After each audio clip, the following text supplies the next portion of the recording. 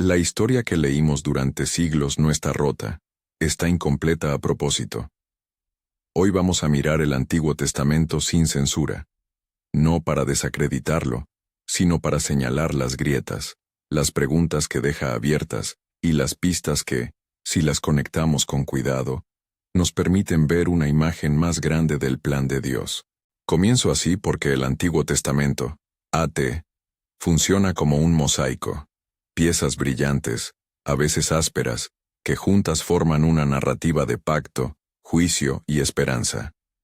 Pero hay bordes que el texto no redondea. Hay preguntas que el propio relato plantea y no responde de forma directa. Mi intención no es ofrecer revelaciones secretas, sino compartir lecturas interpretativas, hipótesis con fundamento, que ayudan a ver la coherencia del conjunto. Donde digo revelación, hablaré siempre de una propuesta de lectura, no de un dato nuevo fuera de la escritura. Empezamos por el principio porque todo viaje tiene un punto de partida: la creación, la caída y el propósito original de Dios. Génesis 1:3 nos presenta a un Dios que obra con palabra y forma un jardín habitable. En esa primera escena encontramos varias tensiones que la Biblia no resuelve del todo. ¿Por qué un Dios omnipotente crea seres libres sabiendo que podrían elegir mal? ¿Cuál es, exactamente, la pedagogía divina detrás del sufrimiento que entra por la negativa humana a confiar? Génesis describe el acto, sus consecuencias y la promesa velada. No ofrece un manual teológico sobre el problema del mal. Una primera revelación interpretativa que propongo aquí es la de la formación como objetivo primario. No digo que el texto lo afirme en una frase explícita. Digo que, si le prestamos atención a las imágenes, el jardín, la tarea de cultivar y guardar, la presencia cotidiana de Dios caminando con la humanidad, la narrativa sugiere que Dios busca formar una comunidad que responda a su carácter. Esta lectura sugiere que el sufrimiento, en el marco bíblico, no es un azar cósmico ni un castigo meramente punitivo, sino parte de una historia pedagógica donde la libertad humana permite la maduración moral. Es una lectura interpretativa. Otros teólogos enfatizan el misterio sin propósito pedagógico. Señalo la fuente. Génesis 2:3. ¿Qué nos enseña esto ahora? Primero, que la pregunta ¿por qué permite Dios el mal? No recibe en el AT una explicación escueta, recibe un despliegue narrativo. Segundo, que la respuesta no anula la soberanía divina, ni reduce la responsabilidad humana. Ambos aparecen en tensión desde el inicio. ¿Cómo vivir esta tensión hoy? Es la pregunta número 1 que quiero dejar abierta para que la comunidad la discuta. ¿Qué cambia en nuestra espiritualidad si entendemos el sufrimiento como parte de una pedagogía divina en vez de un castigo arbitrario? Micro resumen. Génesis 1:3 propone un Dios que forma. La caída abre preguntas que el AT enseña a sostener más que a resolver. Avanzamos a las primeras grietas públicas del relato, la violencia y la expansión humana, que culminan en el diluvio, Génesis 6:9. No se trata solo de una historia antigua de destrucción, es un juicio que el texto presenta con ambivalencia. Por un lado, se evidencia la gravedad del pecado social. Por otro, aparece la gracia preservadora en el arca y el arco iris. Aquí hay otra revelación interpretativa legítima. El diluvio funciona como un juicio formativo y como una reconstitución del mandato cultural. Es decir, no es simplemente castigo, es reinicio con una comisión renovada para la creación.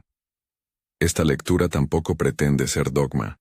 Es una lectura que enfatiza la continuidad entre la creación y el nuevo comienzo post-diluviano. Siguiendo la línea cronológica, enfrentamos el problema de la elección en la figura de Abraham, la promesa y las complejidades familiares que se despliegan en Génesis 12:25 y más allá.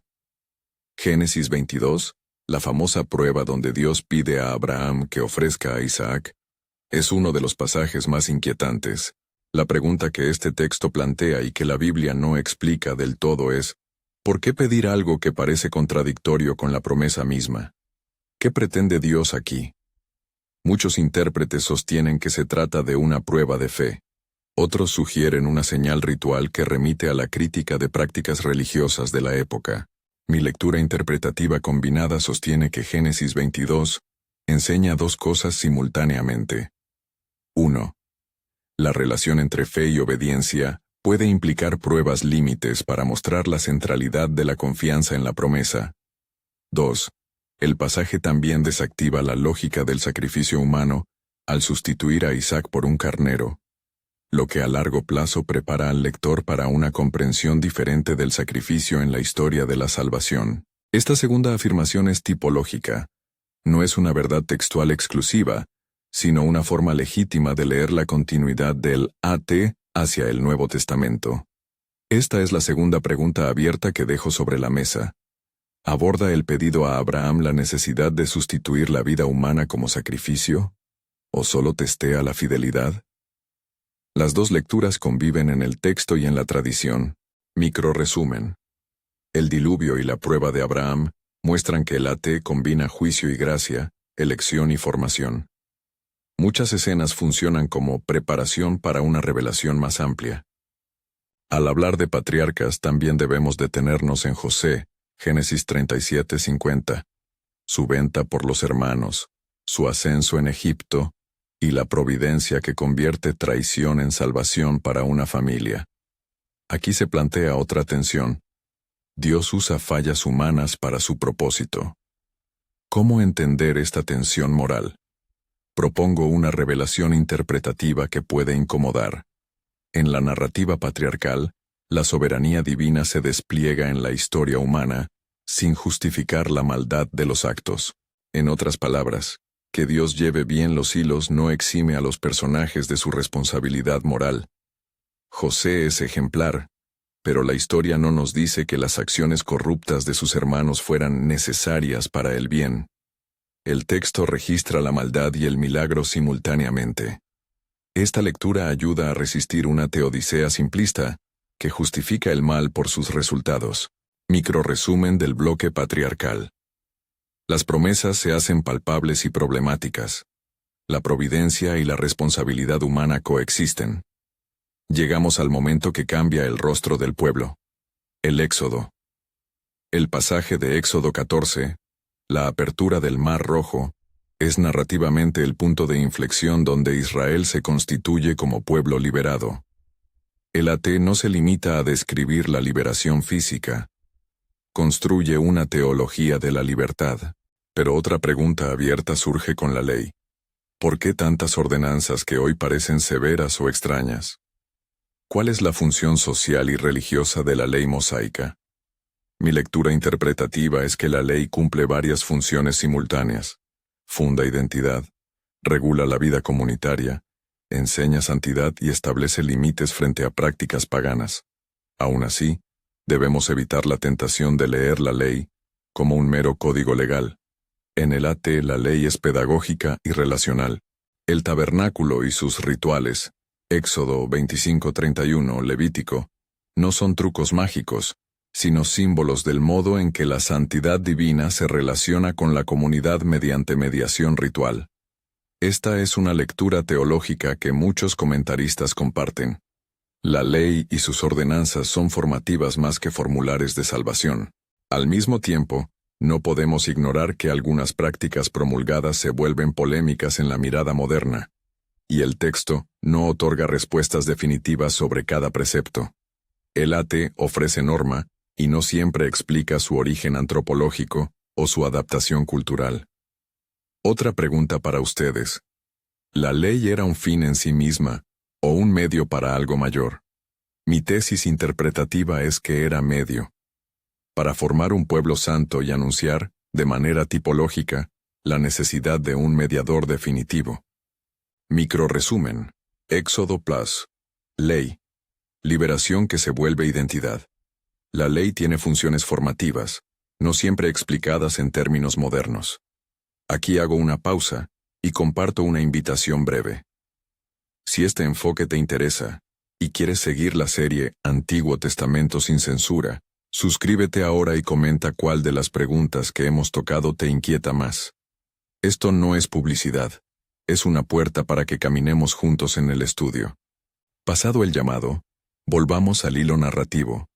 La entrada a la tierra prometida, la conquista bajo Josué, plantea otra de las tensiones que la Biblia no resuelve con una sola frase. La llamada Guerra Santa. Josué 6, la caída de Jericó, es emblemático. ¿Cómo conciliar la violencia reconocida en esos relatos con la justicia de Dios? Reconozco que esta es una de las zonas más sensibles y donde las lecturas difieren.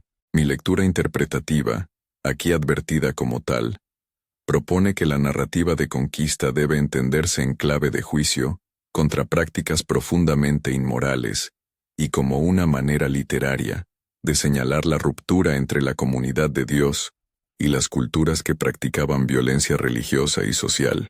No digo que esta explicación sea exhaustiva, ni que borre la gravedad de los actos humanos relatados.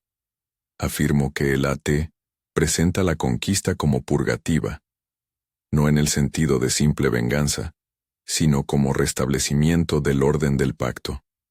Además, hay que observar que el texto mismo registra excesos y tensiones internas. Joshua no es un panfleto ideológico sin fisuras.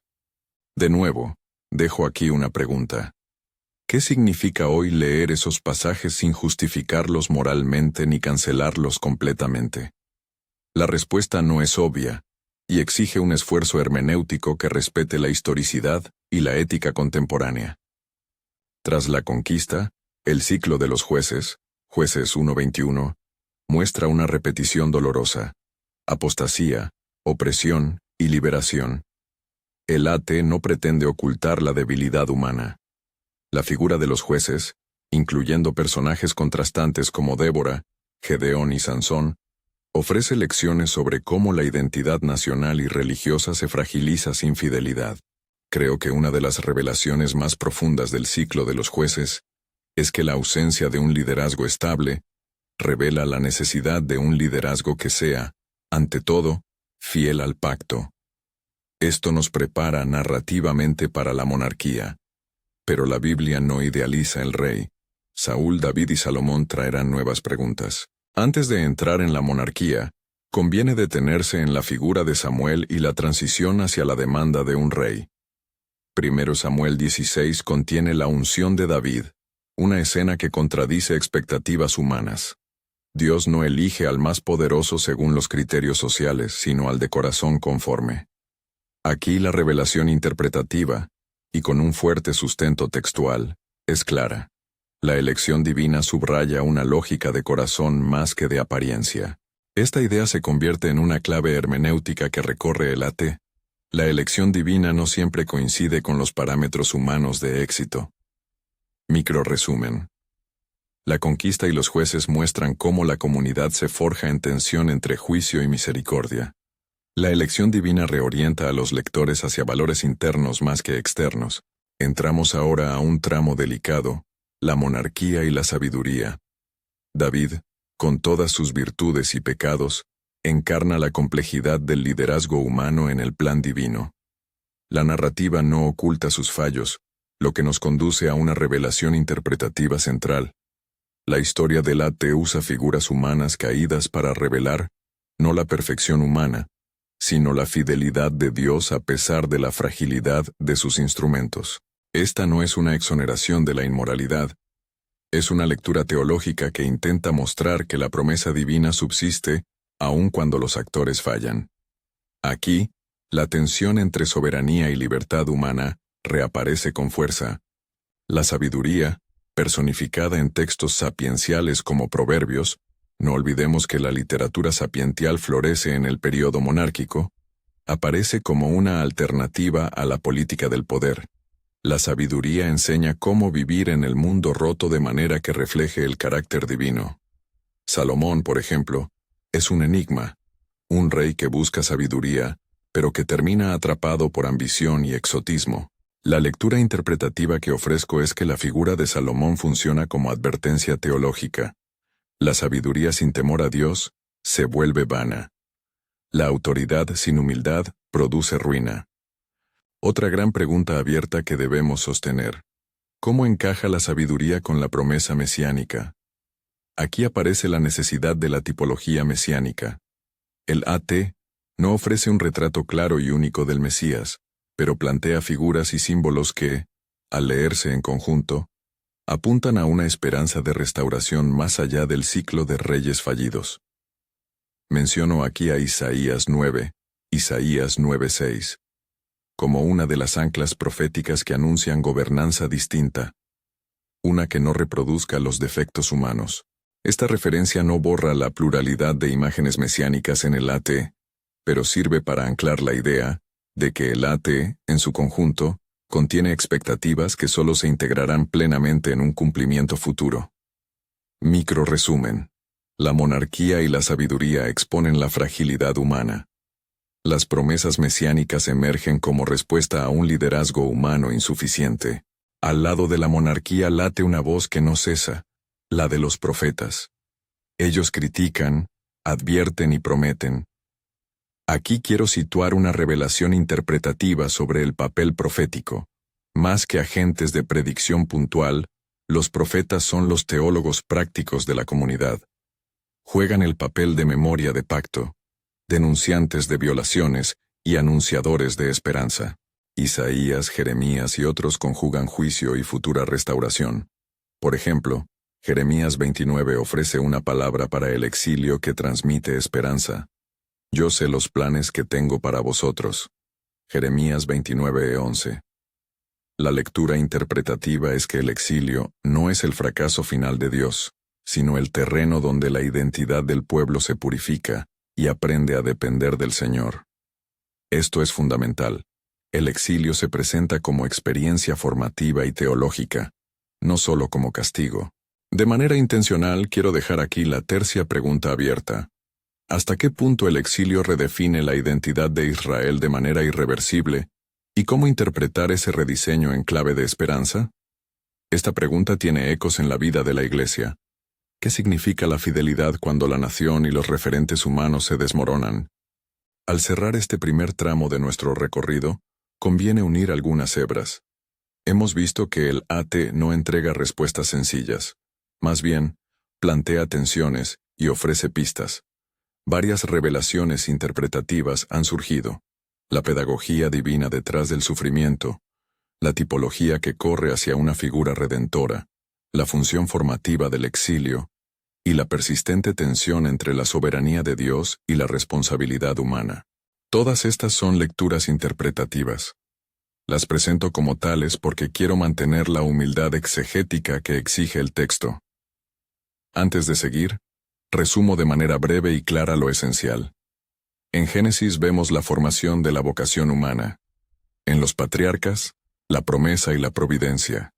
En Éxodo, la liberación y la ley como formación. En la conquista y los jueces, la fragilidad moral de la comunidad. En la monarquía, el fracaso y la sabiduría.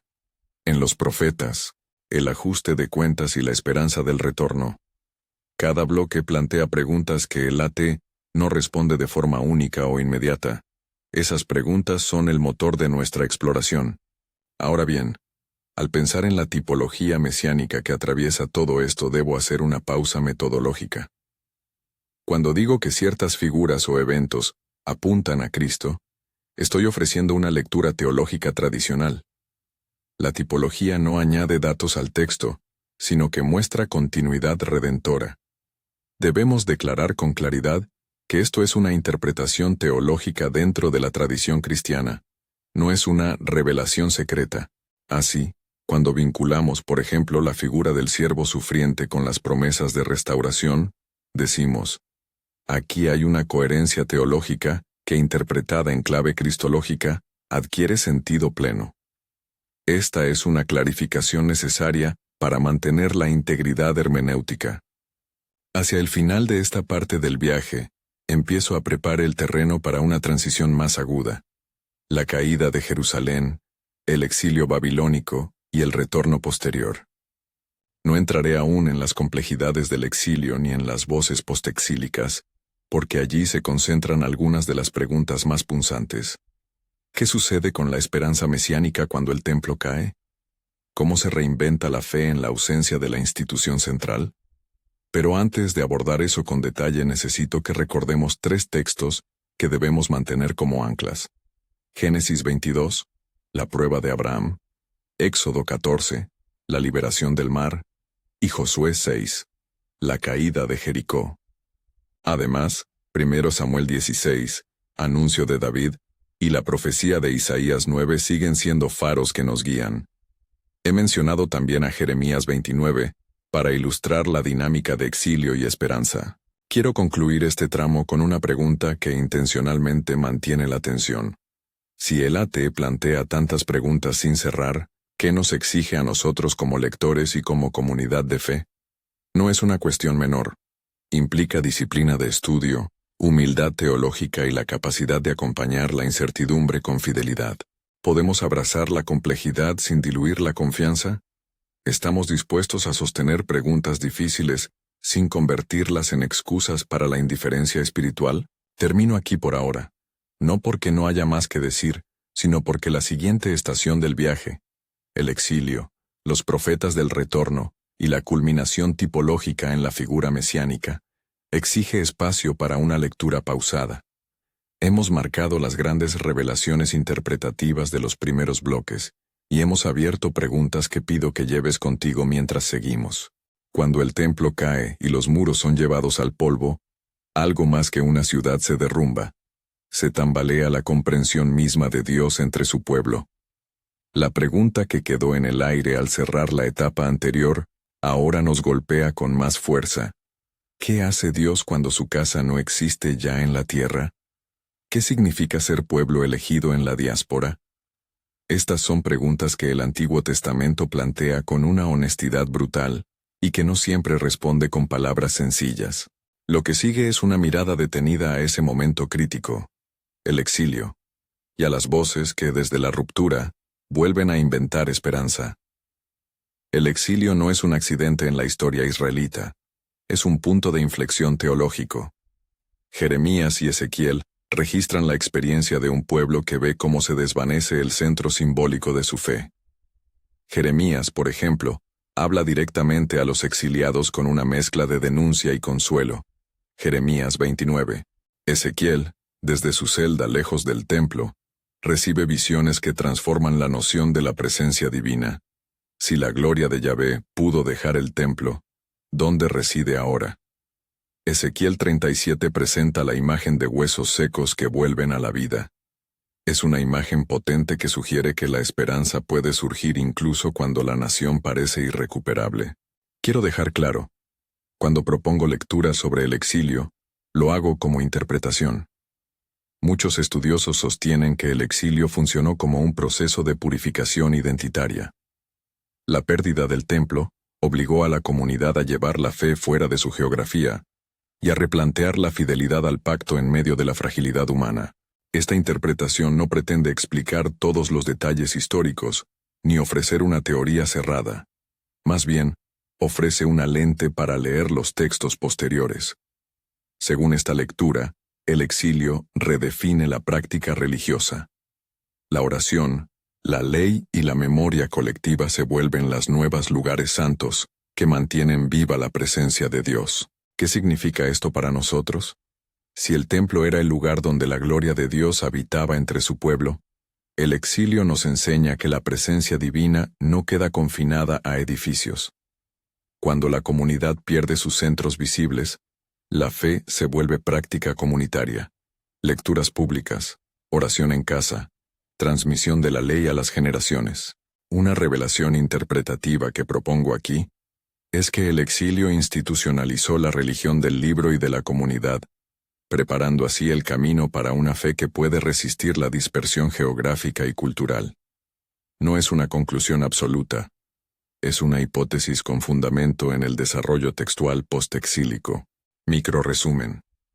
El exilio obliga a repensar la presencia de Dios, y la tradición responde transformando la memoria, la liturgia y la identidad comunitaria. Ver Jeremías 29, Ezequiel 37. La respuesta imperial a la caída, la figura de Ciro el persa en el horizonte histórico bíblico, abre la ventana del retorno. Ciro es nombrado por textos bíblicos como instrumento providencial, ver Esdras 1, y su decreto permite la reconstrucción del templo bajo Zorobabel y la reforma de la comunidad bajo Esdras y Nehemías. Sin embargo, la restauración es parcial. El templo se reedifica, pero tanto la ciudad como la gloria anterior no vuelven del todo. El retorno demuestra que la experiencia de retorno y reconstrucción no borra el pasado. Se incorpora, lo transforma, y paradójicamente, genera nuevas expectativas mesiánicas. Aquí surge una revelación interpretativa de gran alcance. La restauración postexílica no es el capítulo final, sino el preludio de una esperanza mayor. La comunidad reconstruida comprende que la presencia de Dios puede estar con ellos, aún sin la grandeza anterior, pero también percibe que algo queda incompleto. Esa sensación de restauración parcial alimenta las profecías de un futuro pleno. Esta expectativa renovada es visible en textos que demandan un reinado que no repita los errores de Saúl, David o Salomón. Es lo que vemos en pasajes como Isaías 9, que anuncia un gobierno diferente. Insisto, afirmo esto como lectura interpretativa coherente con la tradición profética y la experiencia histórica del pueblo. Ver Esdras, Nehemías, Isaías 9. Micro resumen. El retorno bajo Ciro, Zorobabel y las reformas de Esdras y Nehemías reconstruyen instituciones, pero dejan vivo el anhelo de una plenitud que la historia aún no otorgó. Hablemos ahora de las voces que se niegan a dar solo consuelo. Los profetas. No todos se dedican a consolar. Varios son acusadores. Hablan con la fuerza de la memoria del pacto y señalan las injusticias que llevaron al pueblo al desastre. Pero también son arquitectos de esperanza. Anuncian que lo que Dios comenzó no se cancelará. Aquí quiero enfatizar una idea interpretativa que considero crucial. Los profetas no solo predicen eventos, explican la relación entre Dios y su pueblo desde la memoria y la expectativa. Son lectores del pasado y visionarios del futuro. Por ejemplo, Isaías no se limita a denunciar. También contempla un futuro donde la justicia y la paz se encarnan en un gobierno que rompe con los patrones humanos de violencia e imperfección. Isaías 9:6. Jeremías no se cierra en la destrucción. En Jeremías 31 habla de un pacto nuevo, una escritura de la ley en el corazón. Ezequiel, con la visión de los huesos secos, propone que Dios puede volver a insuflar vida a lo que parece muerto. Ezequiel 37. Importante señalar. Al hablar de nuevo pacto o corazón escrito, estoy refiriéndome a conceptos explícitos en la tradición profética, ver Jeremías 31, y no a una lectura forzada. Sin embargo, la conexión entre estos textos y su realización última es interpretativa. La tradición cristiana encuentra en estas imágenes anticipaciones de una plenitud que se verá cristalizada en la persona de Cristo. Otras tradiciones leen esas promesas dentro de una continuidad exclusivamente nacional o simbólica. Ambas lecturas tienen historia y peso. A lo largo de estos siglos, la comunidad israelita, luego judía, va configurando una teología de la remanencia. Siempre hay un núcleo que escucha a Dios y que preserva la fe. Esta noción de remanente es tanto descriptiva como prescriptiva. Describe la realidad histórica de grupos fieles y prescribe fidelidad a las enseñanzas pactales. Esta dinámica no responde a la pregunta del porqué del mal, ni a la justicia divina sin más, pero ofrece un marco para entender por qué la esperanza persiste. Micro resumen. Los profetas explican y reformulan la memoria del pacto. Su teología del remanente sostiene la esperanza en un futuro que supere las fallas humanas. Ver Isaías 9, Jeremías 31, Ezequiel 37. Ahora toca una dimensión que atraviesa todo el AT, y que, si se explica con cuidado, ilumina muchos de los interrogantes. La tipología mesiánica. He hablado antes de cómo ciertos eventos y personajes funcionan como anuncios o figuras que apuntan más allá de sí mismos. En la tradición cristiana esta tipología se articula en la figura de Cristo. Adán tipifica la humanidad. El siervo de Isaías encarna sufrimiento y entrega. Isaías 53. El rey prometido de Isaías 9 apunta a un reinado de justicia. Pero insisto, esto es una lectura teológica cristiana sobre el ate. Cuando afirmo que el ate apunta a una plenitud en Cristo, estoy describiendo una continuidad interpretativa que millones de creyentes han observado a lo largo de la historia. No es una revelación secreta, es una forma de leer el conjunto de la Escritura desde la fe cristiana. Para hacerlo operativo, pensemos en la prueba de Abraham, Génesis 22. Allí hay un doble movimiento. La promesa permanece viva, y al mismo tiempo, la sustitución del carnero por Isaac establece una tensión con las prácticas paganas de sacrificio humano. Visto tipológicamente, este pasaje prefigura una teología de sustitución sacrificial que más adelante se desarrollará de manera más explícita. No digo que Génesis 22 diga textualmente, esto es Cristo. Digo que la narrativa crea patrones simbólicos que permiten una lectura cristológica posterior. Cada vez que marcamos un apunte tipológico, debemos decirlo con claridad. Es interpretación teológica clásica, no lectura histórica neutral. Otra figura clave, el tabernáculo y luego el templo. En Éxodo y Levítico el tabernáculo representa cómo la santidad de Dios se relaciona con lo humano mediante mediación ritual. Los objetos, los cultos y los sacerdotes funcionan como pedagogía. Enseñan que el acercamiento a Dios requiere mediación y purificación. En la tradición cristiana esto se conecta con la idea de un mediador definitivo. Nuevamente es una lectura teológica que respeta el texto, pero lo sitúa dentro de una historia de interpretación. Microresumen. La tipología no añade hechos, pero ofrece una lógica interpretativa. Figuras, ritos y eventos del AT pueden leerse como etapas que dentro de la fe cristiana encuentran cumplimiento más pleno en Cristo. Ver Génesis 22, Éxodo 25:31, Isaías 53. Ahora quiero mostrar cómo todas las revelaciones que hemos ido desgranando se encuentran en una síntesis posible, siempre interpretativa, que conecta pedagogía, juicio, promesa y restauración. Este camino no es lineal ni sin contradicciones. El AT es literariamente complejo y teológicamente plural. Sin embargo, hay un hilo común. Dios no abandona su designio, y la historia sagrada se encamina hacia una resolución que implica reconciliación, recreación y renovación de la relación entre Dios y la humanidad. Si aceptamos esta línea interpretativa, algunas piezas encajan.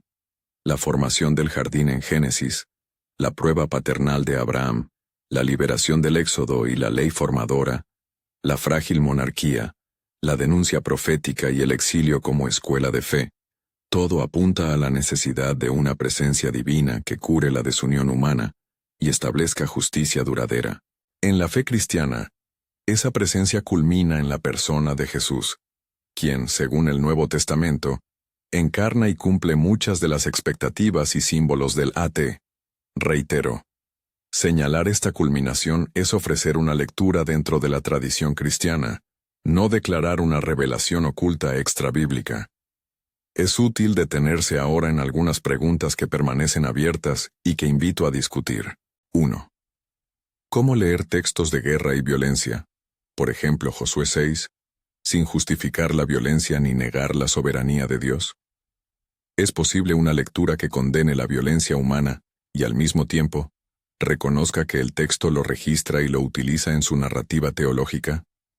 2. ¿Qué hacemos con las ordenanzas que parecen culturalmente dependientes en Levítico y Deuteronomio? ¿Las entendemos como relativas a su contexto o como códigos eternos? ¿Cómo aplicar hoy la función formativa de la ley sin caer en literalismo legalista? 3. ¿Qué significa, en la práctica, creer que el Antiguo Testamento es pedagógico? Si el sufrimiento puede tener un rol formativo en la narrativa de Dios, ¿cómo convivimos con esa idea sin convertir el dolor en una justificación teológica del mal? Estas preguntas no son retóricas vacías. Están destinadas a provocar diálogos en la comunidad. Las respuestas no vendrán de una sola voz. Requieren estudio, humildad y la convivencia entre tradiciones distintas. Volvamos por un momento a la realidad concreta de las comunidades postexílicas. En la práctica, lo que vemos es una liturgia reconfigurada. La lectura pública de la ley, la observancia comunitaria del sábado y la nostalgia por el templo hacen de la sinagoga y de la familia los nuevos espacios de transmisión. Este giro socio-religioso tiene consecuencias, democratiza la piedad y obliga a las generaciones a aprender a leer, memorizar y vivir la escritura sin depender de un centro ritual único. Interpretativamente, eso explica por qué la literatura sapiencial y la reflexión teológica florecen en estos contextos. La comunidad, frente a la ausencia de un rey perfecto o de un templo majestuoso, busca herramientas para vivir la fe cada día. Una revelación práctica que ofrezco aquí para la comunidad contemporánea es la siguiente. Si la fe bíblica sobrevivió a imperios y exilios mediante la práctica comunitaria, entonces nuestra esperanza hoy debe descansar no solo en estructuras, sino en el cultivo de hábitos espirituales que sostengan la fidelidad. Esto no es una conclusión perentoria, es una sugerencia basada en la historia del texto. Micro resumen. La reconstrucción postexílica transforma la fe en práctica comunitaria permanente. La sinagoga y la lectura pública se vuelven esenciales para la supervivencia de la identidad. A medida que nos acercamos al clímax interpretativo, conviene revisar una vez más la figura del Mesías desde la perspectiva profética. Las imágenes son múltiples. Siervo sufriente, Isaías 52-53, Rey justo, Isaías 9, Restaurador cósmico, Ageo, Zacarías, Pastor y Juez, Salmos, Jeremías. Esta pluralidad debe marcar nuestra lectura. El AT no ofrece un único retrato estable del Mesías. Ofrece una paleta de figuras que juntas contienen la esperanza de una renovación integral. La tradición cristiana ha leído estas piezas como complementarias y sostiene que la persona histórica de Jesús encarna el conjunto. Otras tradiciones, sin embargo, mantienen expectativas nacionales o colectivas. Ambas posiciones merecen respeto. En nuestra exposición, decimos con humildad que leer la figura mesiánica cristológicamente es una tradición interpretativa con raíces en la propia lectura del AT. Un punto que no podemos dejar de tocar es la tensión ética que acompaña a muchas narrativas. ¿Cómo conciliar la justicia de Dios con mandatos o escenas que, leídas con ojos modernos, resultan moralmente problemáticas? Aquí vuelvo a una regla que he sostenido desde el inicio. Debemos diferenciar entre lo que el texto narra y la interpretación que se le pone encima. El AT documenta prácticas, eventos y mandatos. La tradición y el lector posterior tienen la tarea de interpretarlos a la luz de una teología que reconoce la revelación progresiva de Dios. Esta labor hermenéutica exige cuidado y la disposición a reconocer errores históricos, además de la certeza de que la justicia divina excede nuestra comprensión inmediata.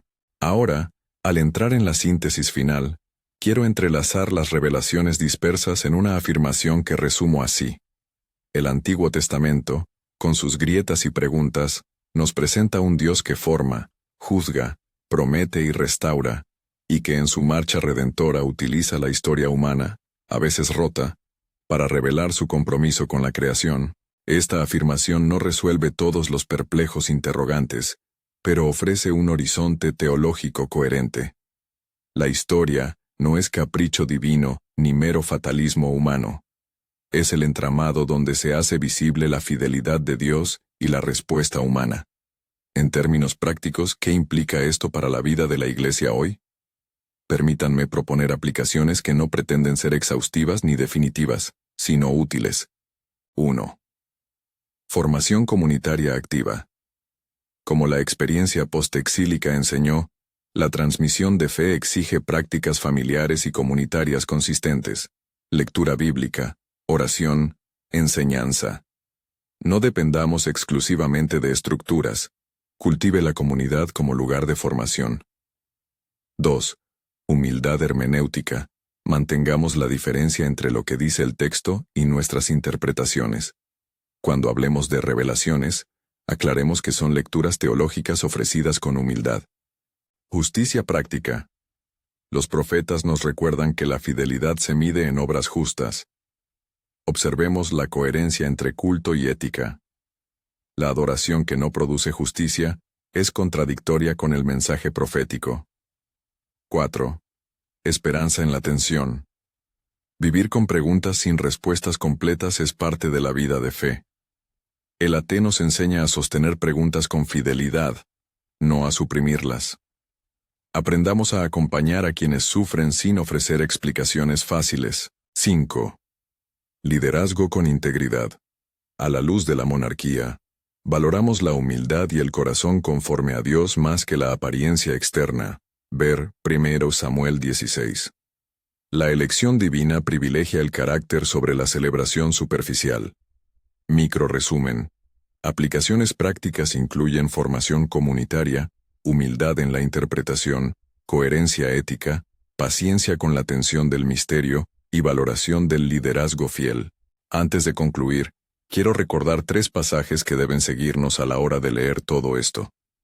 Génesis 22, la prueba de Abraham. Éxodo 14, la liberación del mar. Y Josué 6, la caída de Jericó.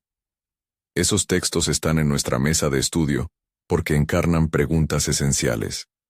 Fe y sacrificio, liberación como identidad, y la tensión entre juicio y justicia. Además, añado 2 más como anclas proféticas que nos orientan. Isaías 9, la promesa de un gobierno justo, e Isaías 53, el siervo sufriente. Estas lecturas ayudan a entender la dirección de la T dentro de la tradición cristiana. Nuevamente, subrayo. Presentar estas conexiones es ofrecer una lectura teológica, no una verdad no textual. Llegamos ahora al cierre de nuestro viaje.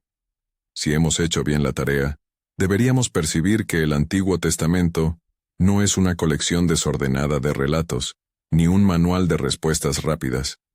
Es una historia pedagógica donde la tensión entre la soberanía de Dios y la libertad humana se vive a lo largo de generaciones, donde el juicio convive con la misericordia, donde la promesa impulsa al pueblo a confiar más allá de sus fracasos.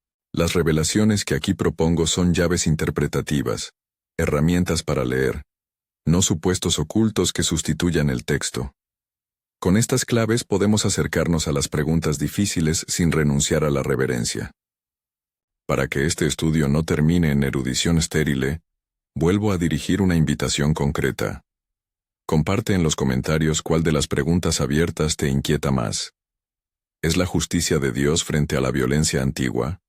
¿La función formativa del sufrimiento? ¿La tipología mesiánica? Suscríbete si quieres continuar la serie Antiguo Testamento sin censura, y propón tus propias revelaciones interpretativas, para que las negociemos juntos con respeto y rigor. Esta comunidad de estudio es el lugar donde las preguntas encuentran diálogo, y las respuestas crecen en humildad. Antes de despedirme, dejo 3 preguntas finales para que medites y compartas.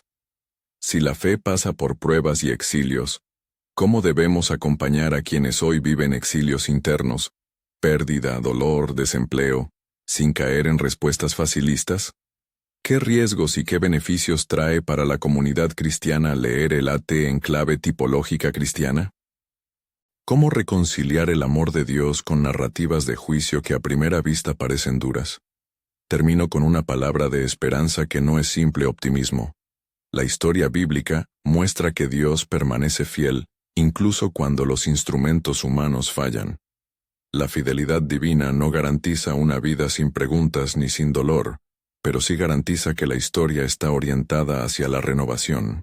Sostener esa esperanza es quizá la revelación más poderosa que el AT nos ofrece. No una explicación de todo, sino la certeza de que alguien, no abandona la obra iniciada. Si este recorrido te ha ayudado a ver el Antiguo Testamento con otros ojos, compártelo con alguien que necesita repensar su lectura de las Escrituras. Deja en los comentarios cuál revelación modificó tu perspectiva y qué pregunta quieres que abordemos en el próximo episodio. Vamos a seguir este estudio en comunidad, con humildad, con amor por la verdad, y con la convicción de que la Biblia nos llama a la fidelidad más que a la simplicidad. Que la paz del Dios que formó al primer hombre, que llamó a Abraham, que liberó a Israel y que prometió un gobernante justo nos acompañe mientras seguimos investigando, orando y viviendo la enseñanza que viene de esas historias. Gracias por acompañarme en este recorrido sin censura, no para destruir misterios, sino para aprender a sostenerlos con corazón atento y mente humilde. Comparte, comenta y vuelve. La historia continúa y nuestro estudio también.